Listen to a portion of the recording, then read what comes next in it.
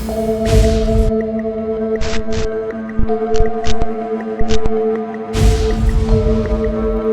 this chilling collection of true paranormal stories, we explore real hauntings, ghost encounters, and unexplained events. From haunted houses in the UK to creepy lookalikes and eerie sightings, these spine-tingling tales reveal the terror of living with the unseen. Pets sensing spirits, doors unlocking themselves. Whether it's a Victorian home or a basement hiding sorrowful spirits, these real ghost stories will leave you questioning every shadow. Subscribe for more terrifying true stories and real-life ghost encounters. When I was 6, my family moved from the US to the UK. My parents bought an old, broken-down house. It was falling apart. The water still ran through lead pipes. Even without the strange things, it was already a nightmare. While we lived there, workmen came and went, fixing the house. That's when things started happening. At night, we would see bright lights floating in the corners of the rooms. Footsteps echoed across the floors even though the whole house was carpeted. There was no reason for the sounds, but we heard them all the same. The worst part started with me. I began waking up in the middle of the night to see a little girl. She would dance on top of my chest of drawers. Every night. She never said a word. She just smiled and spun around. I was terrified. I would scream for my mom, but she always said it was just a dream. The workmen began to complain too. They said their tools moved when they weren't looking. They said they felt like someone was watching them from the shadows. Some refused to work alone. About a year after we moved in, my eldest sister's friend stayed the night. She slept in one of the back rooms. In the middle of the night, she woke the whole house with her screaming. She said a little girl had come into her room, grabbed her by the arms, and pulled her out of bed. She ran from the house and swore she would never come back. That night finally convinced my mom that something was wrong. She asked for help. Someone told her that we should treat the spirits like family. Talk to them. Make them feel welcome. So we did. Every time we came home, we would call out, "Hi, we're home. Did you have a good day?" Every night we wished the house good night. Slowly, the house grew quieter. The lights stopped. The footsteps faded. The little girl didn't come to me anymore. Later, we found out the truth. A little girl had died in the house many years ago from an asthma attack. Today, my parents still live there. The house is warm and beautiful now. But sometimes, late at night, when it's very quiet, I still wonder if she's watching.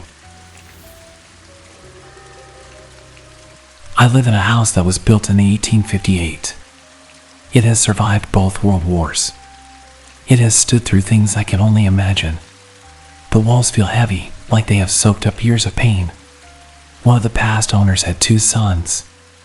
Both of them committed suicide inside this house. Their deaths are never spoken about, but somehow the house remembers. Strange things happen all the time. Our animals notice it first. The dog will suddenly wake up from a deep sleep and stare at something that isn't there. His head will move slowly, like he's following someone across the room. The parrots do it too, their little heads jerking side to side, eyes wide. They act like they see a person moving, but there is nothing. Before I moved into my attic room, my brother had another room in the house. He refused to sleep there. He said he heard voices whispering to him at night. He would cry and run to sleep with my parents. This went on until he moved into my old room. After that, he never had any more problems. But that room he left behind feels different. Cold. Heavy. There's a whole floor in the house we don't use. It's like a dead space, frozen in time. To get to my attic bedroom, I have to pass through it. Every time I walk through, the air feels colder. Heavier. I installed a motion-activated light to make it less scary. But sometimes, the light will flicker on in the middle of the night, even when no one is there. I will be lying in bed upstairs, and I will see the faint glow from under the door.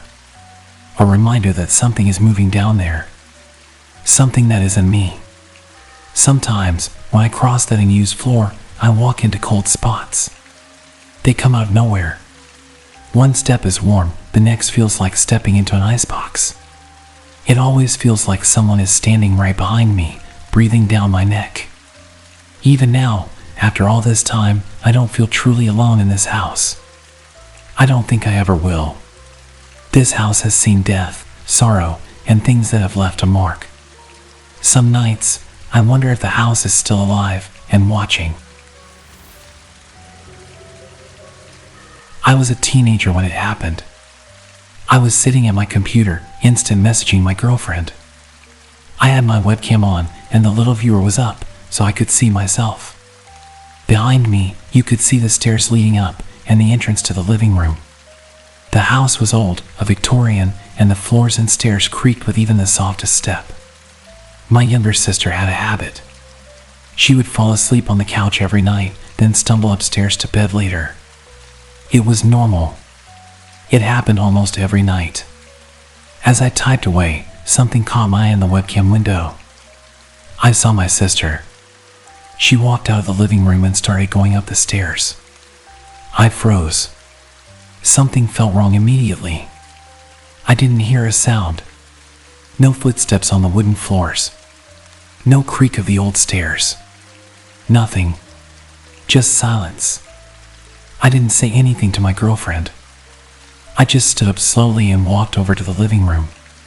There, on the couch, was my sister. Fast asleep. She hadn't moved at all. A cold feeling washed over me. It was like ice in my veins. I sat back down in front of the computer, trying to calm myself. My hands were shaking a little. I asked my girlfriend if she had seen anything in the webcam. Her reply came fast. "Yeah," she said, "I just saw your sister go upstairs." I stared at the screen, not sure what to do. Not sure what I had just seen. The house was completely still. No sound, no movement. Just the soft hum of my computer. I didn't sleep that night. I couldn't stop thinking about it. Who or what had I seen in the webcam? It looked exactly like my sister, but it wasn't her. Something else had been in the house with us. Something quiet. Something that wanted to be seen. Even today, when I think about that night, I get chills. Sometimes I wonder if it ever really left, or if it's still walking those stairs when no one is looking. One day, my whole family was getting ready to go somewhere. I was already sitting in the car with my mom, waiting. We were just waiting on my sister, who was still inside the house. We sat there for a while, just watching the front door. After a few minutes, my sister finally came out. She opened the car door, got in, and gave me a strange look. Her face was pale, and her eyes were wide. It wasn't just a normal look. It was fear. I asked her what was wrong. She just stared at me for a second, then said, "I thought you were still inside."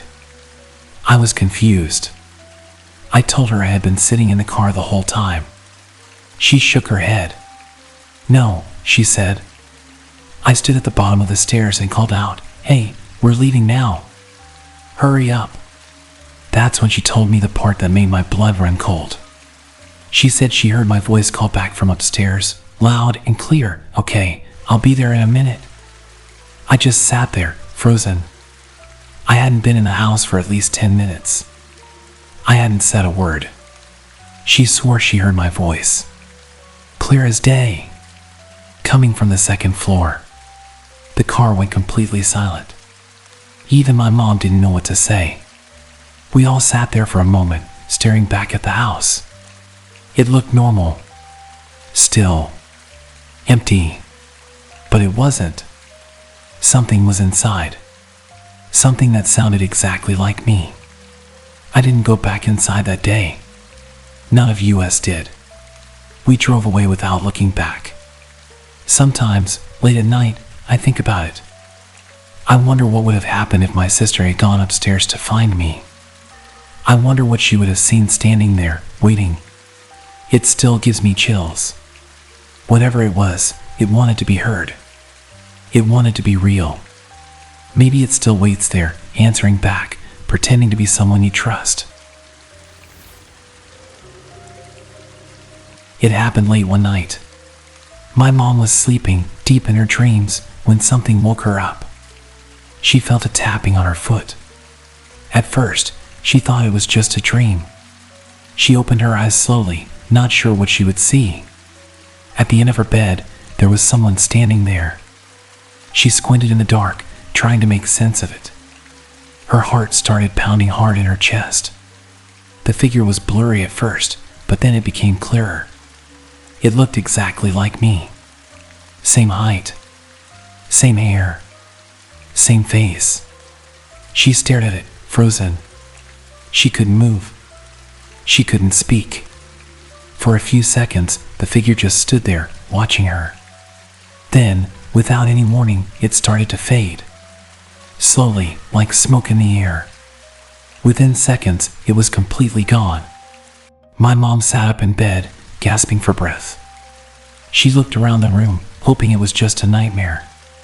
But deep down, she knew it wasn't a dream. She said the feeling in the room was heavy. Like someone else was still there, just hiding in the dark. The next morning, she told me what had happened. She was pale and shaking as she spoke. She kept saying over and over, "It looked just like you." I hadn't gone into her room that night. I hadn't even gotten out of bed. Something else had. Something that wanted to look like me. We still don't know what it was. We never found a reason or an answer. But after that night, my mom started sleeping with the lights on. She kept her door locked, even though it never made her feel completely safe. Sometimes she would wake up again, feeling like someone was standing there, just out of sight, watching her. Even now, she says she feels it sometimes. A cold tap on her foot in the middle of the night. A shadow at the edge of her vision. Whatever visited her that night, it never really left. It's still here. Still pretending. Still waiting for the right moment to be seen again. It happened late one night when I was fast asleep. Everything was quiet and the room was dark except for a faint light from the street outside. I woke up without any real reason. I just opened my eyes and instantly knew something was wrong. I felt it right away. Someone was under the covers with me, pressed up against my side. Close. Too close. At first, I thought it was my girlfriend. It felt exactly how she would lay beside me. But then, a cold wave of confusion washed over me. My girlfriend wasn't supposed to be there that night. I was alone. My heart started beating harder. I didn't dare move. I just stared up at the ceiling, frozen with fear. The feeling of weight of someone lying against me didn't go away. It stayed there. Heavy. Real. I gathered my courage and whispered, "Hey." The second the words left my mouth, I felt it. The pressure against me lifted, and the blanket visibly sank down as if something had been there and was now gone. It was like someone had deflated right next to me. Like air being sucked out of a balloon. The bed felt empty again. But the fear stayed. I sat up slowly, scanning the room. Nothing. No sounds. No movement. Just the heavy, thick feeling of something unseen still lurking nearby. I didn't sleep the rest of that night. I kept the lights on and sat there, watching the covers, waiting for something to move again. The next morning, I kept telling myself it had to be a dream. It had to be my mind playing tricks on me. But deep down, I knew the truth. Something was there. Something that knew exactly how to make me feel safe. Something that wanted to be close to me. It copied the way my girlfriend would lie beside me. It knew. I never saw it. I never heard it. But I felt it. Sometimes late at night, when I'm about to fall asleep, I still wonder if it will come back. Maybe next time it won't leave when I speak. Maybe next time it will stay, waiting quietly, right under the covers. My dad bought a house that had a dark history. A woman lived there before, and both of her husbands had died inside those walls. The first husband hung himself from the rafters in the garage. The second one fell sick and died slowly in his bed in the basement. Of course, my bedroom was in that same basement. From the first night, I felt it. The heavy feeling. Like eyes were on me. Like someone was standing just outside my door. The bedroom had a secret storage room hidden behind a bookshelf. It had a latch that could lock it shut. Every night, I locked that door tight. But every morning, it was wide open. At first, I thought it was a joke. Maybe my dad or my stepbrothers were messing with me. But it kept happening. Night after night. I would wake up freezing, feeling a cold breath in the room. I would have to get up in the dark and close that door again, the latch cold and stiff in my hand. No air vents. No windows. No reason for it to open. Just the latch, unlocked, swinging wide. Now, my stepbrother sleeps there. And he says it happens to him too. Sometimes he even sees the door swing open right in front of him. But it wasn't just the basement. The garage was worse. Many nights, I would see light under the door leading to the garage. A soft glow, like someone was working out there. But when I opened the door, there was only darkness.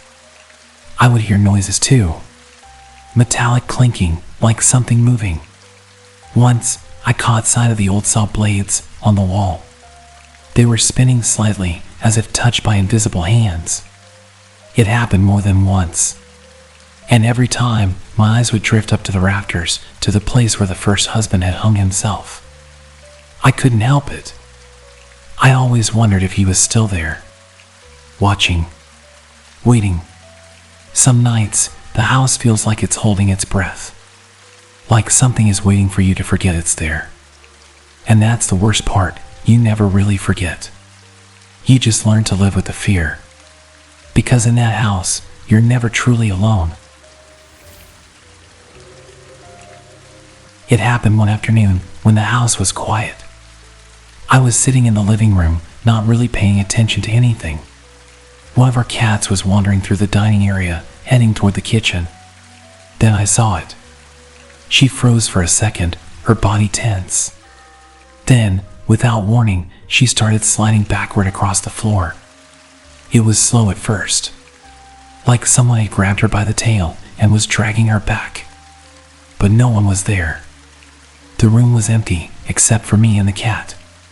She tried to run, her claws scraping against the floor, but she couldn't move forward. Something was holding her.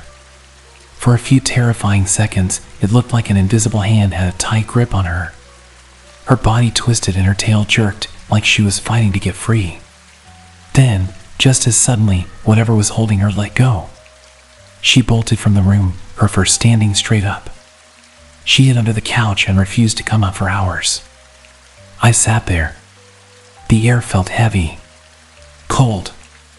Like something was still standing there, watching.